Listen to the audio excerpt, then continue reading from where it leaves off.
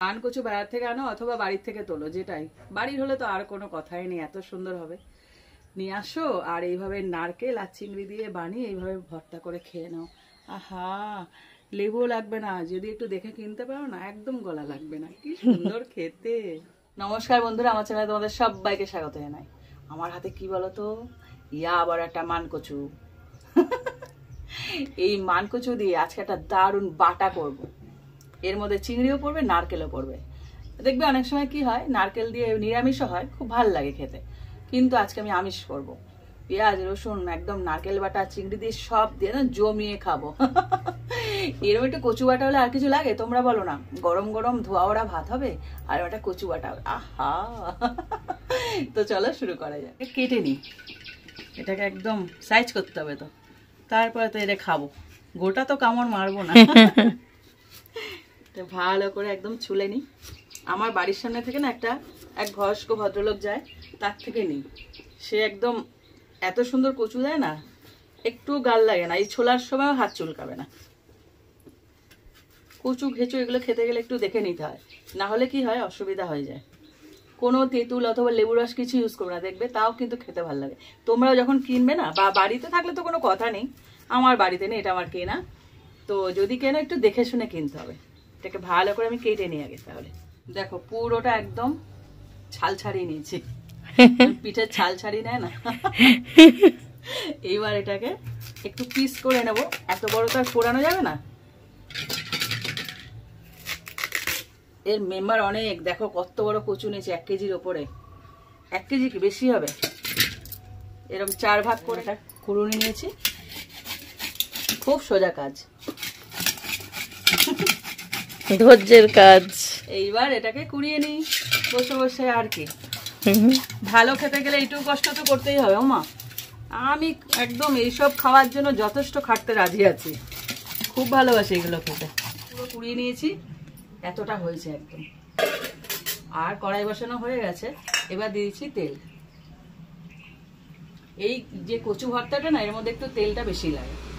কেন এটার মধ্যে তেল বেশি লাগে, খেতে খুব সুন্দর লাগে খেতে, দারুণ লাগে, দারুণ। ভয় পেও না, একটু তেল বেশি লাগবেই, থাকবে না, এটা পুরো টেনে নেবে।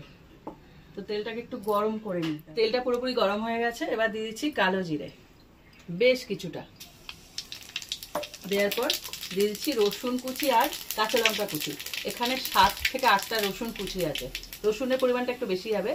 আর কাঁচা লঙ্কা কুচি আছে 5 থেকে 6টা।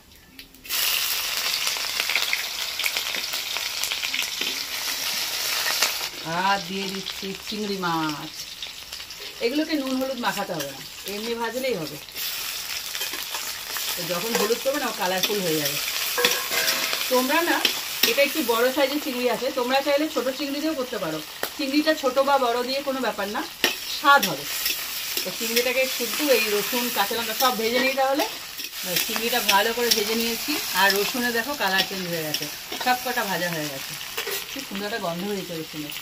এবার দিয়েছি আদা, এবার গ্রেট করে দেবো। ভাই বলে লাইভ ভাজা হচ্ছে, যখনই করি এটাও বলে।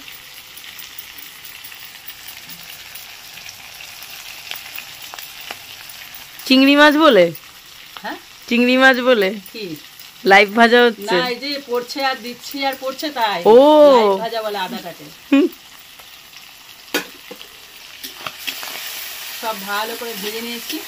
এইবার দিয়ে দেবো পেঁয়াজ কুচি। এখানে অনেকগুলো পেঁয়াজ আছে, এরকম মিডিয়াম সাইজের 4খানা পেঁয়াজ নিয়েছি। দেখো কতটা পেঁয়াজ, ভর্তি পেঁয়াজ দিতে হবে। কেন বলো তো, এই যে রেসিপিটা না মজে যাবে, থাকবে না। এবার একটু বেশি পরিমাণে করলে তো আমাদের বাড়িতে সবাই খুব ভালোবাসে খেতে, তো একটু বেশি করেই করি। তোমাদের যদি ভালো লাগে, আরও জনসংখ্যা বাড়ায়, মানে অনেক থাকে, তাহলে আরও বেশি দিতে হবে। কিন্তু আমার তো 4টা হয়ে গেছে, তোমাদের হয়তো 10টা লাগতে পারে। পেঁয়াজটাকে ভেজে নিই ভালো করে। দেখো পেঁয়াজের কালার পুরো চেঞ্জ হয়ে গেছে, একদম ব্রাউন কালার হয়ে গেছে, মানে বুঝে যাবে যে পেঁয়াজ ভাজা হয়ে গেছে। এইবার এর মধ্যে দিয়েছি নারকেল কোড়ানো। তোমরা না পারলে কি বলতো, এরকম লম্বা লম্বা করে দিয়েছি তো, ওই হাত কুড়ানি দিয়ে কুড়ায় না, ওরকমও দিতে পারো। নারকেল দেওয়া নিয়ে কথা, দিলেই হলো।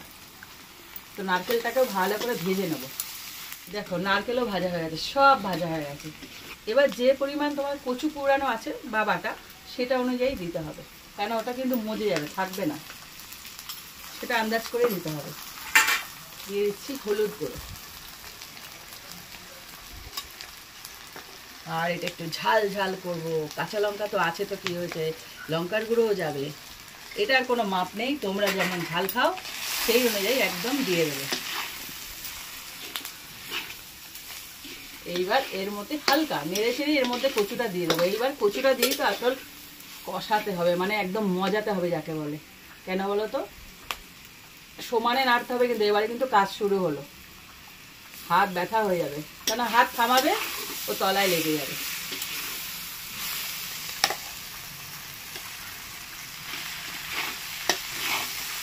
তাহলে এটা নাড়তে থাকি সমানে।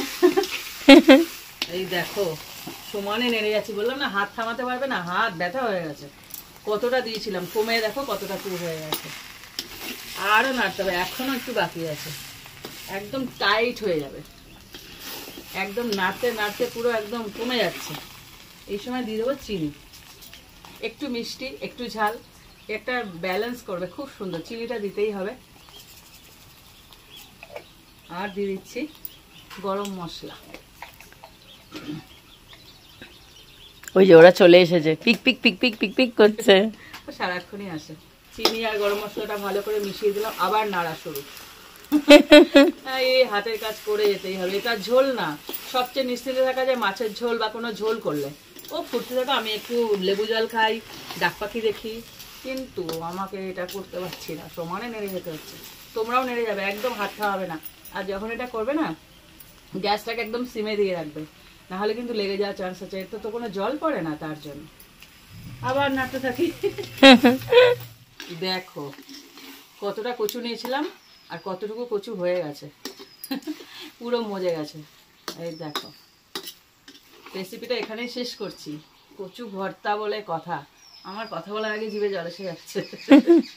তা আবার আছে চিংড়ি মাছ দিয়ে করেছি, নারকেল চিংড়ি সব করেছে, অপূর্ব খেতে, অপূর্ব খেতে। তোমরা এই রেসিপিটা অবশ্যই ট্রাই করো। একদম নেবে বাজার থেকে, যার থেকে তোমরা নাও তার থেকে যেন এটা বলে নেবে যে যেন গলা না চুলকায়। আমি যার থেকে নিই সে একদম গ্যারেন্টির সঙ্গে দেয় যে গলা চুলকাবে না। এরকম এনে মানকচু দিয়ে এভাবে কুড়িয়ে করে ফেলো। এটা কুড়ানো বা বাটা কোনো তফাৎ হয় না, তবে মিক্স দিয়ে পেস্ট করলে কি বলতো ভালো লাগবে না। আমি করে দেখেছি, ভালো লাগে না, হয় বাটবে আর না হলে এবার কুড়িয়ে নেবে, একই কাজ হয়। এই রেসিপিটা ট্রাই করে আমাকে কমেন্ট করো, চিংড়ি মাছ দিয়ে আর নারকেল দিয়ে করবে কিন্তু। আশা করি ভীষণ ভালো রেসপন্স পাবো। আর রেসিপিটা শেয়ার করো, ভালো লাগলে লাইক দিও, আর এরকম আরও রেসিপি পেতে আমার চ্যানেলটা সাবস্ক্রাইব করে দিও। তো আজকের মতন টাটা টাটা।